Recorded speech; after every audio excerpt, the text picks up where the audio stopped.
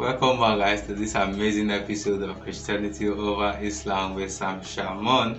And this time around, he is debating a Muslim faithful. And if you are new on this channel, do well to like and subscribe to this channel for more amazing videos like this. A Muslim realizes he's a polytheist with 115 gods from the Quran. Let's find out the truth in this video.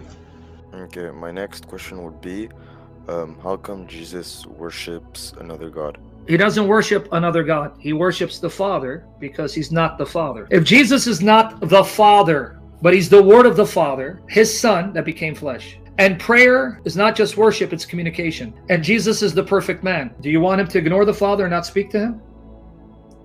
Oh, okay. I thought when he was worshiping him, it was like, for example, like acknowledging that he was better than him, that the Father was better than him. Better? No, never better. There's never better. He is one with the Father, equal. And to use an analogy, but it's a human analogy, there's nothing like God. When you speak to your Father, you acknowledge your Father, not better than you, because he's the same nature as you, right?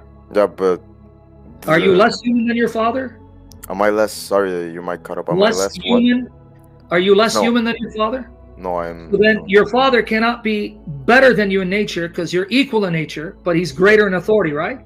Yeah. So you can be greater than someone in position, but equal to them in nature. So your Father, greater than you in authority, but you may be smarter than your Father, stronger than your Father, more wiser than your Father, more rich than your Father. But he's still your Father, and because he's your Father, he has authority over you, but you are equal in nature and value to him.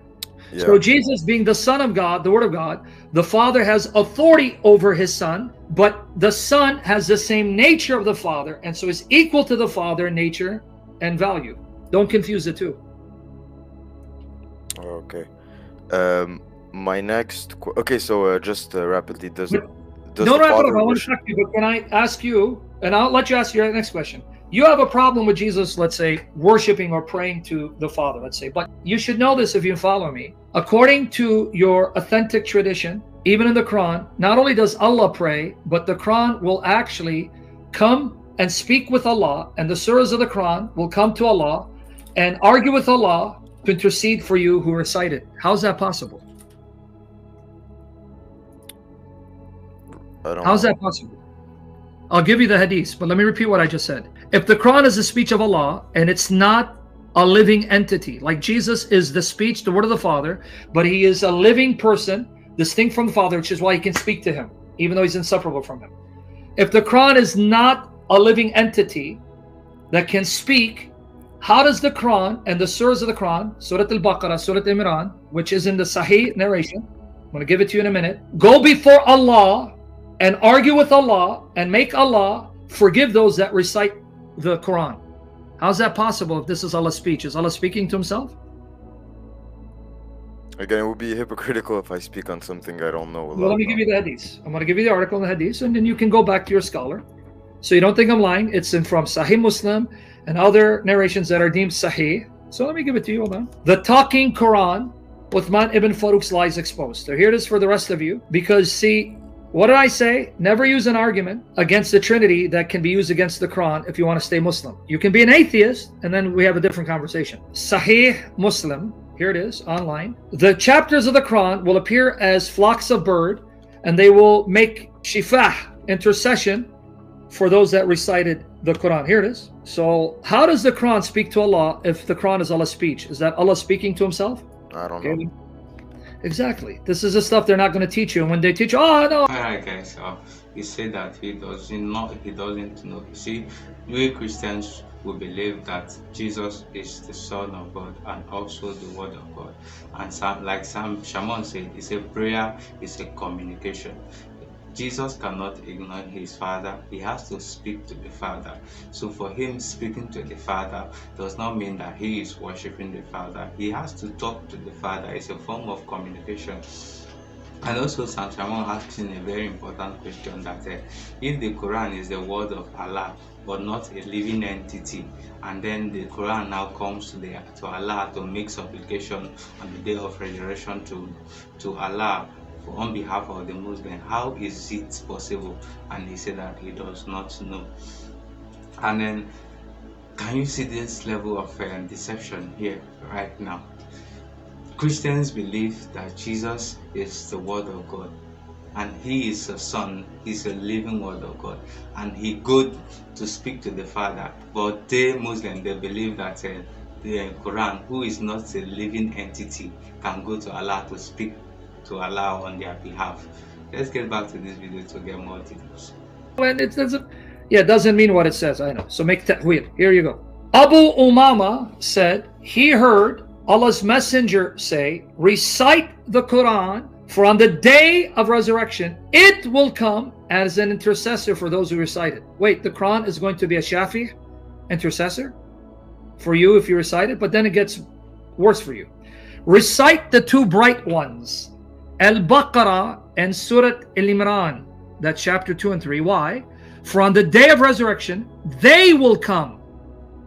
So chapter 2 and chapter 3 will come as two clouds, so they're going to appear in visible shape, or two shades, or two flocks of birds in ranks, pleading with Allah for those who recite them. Recite Surah Al-Baqarah, for to take recourse in it is a blessing, and to give it up is a cause of grief, and the magicians cannot confront it. So how does the chapters of the Quran appear separately, and how do they appear in visible shape for you to see, and how do they speak separately from each other to Allah if it's all the speech of Allah?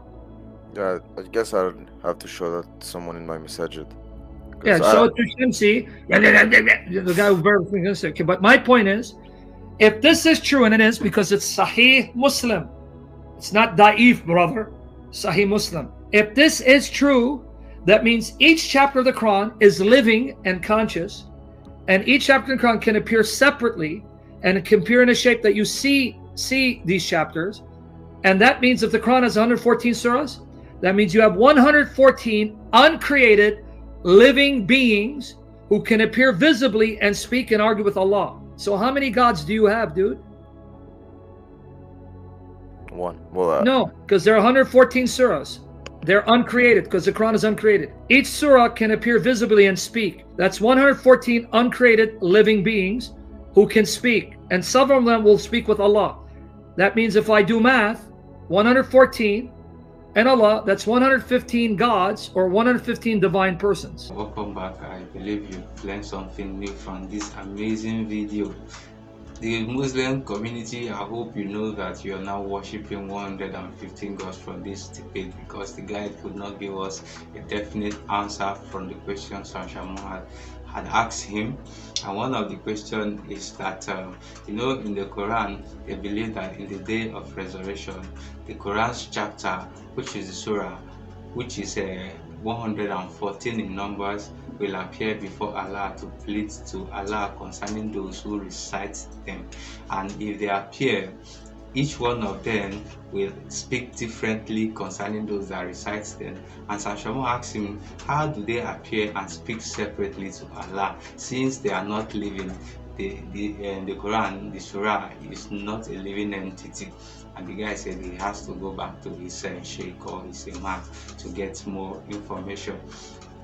And now from the debate, each one of them, which is 114 plus Allah, that is 115, which means that you Muslims, you are polytheists, you are worshipping more than one God, and you have 115 gods.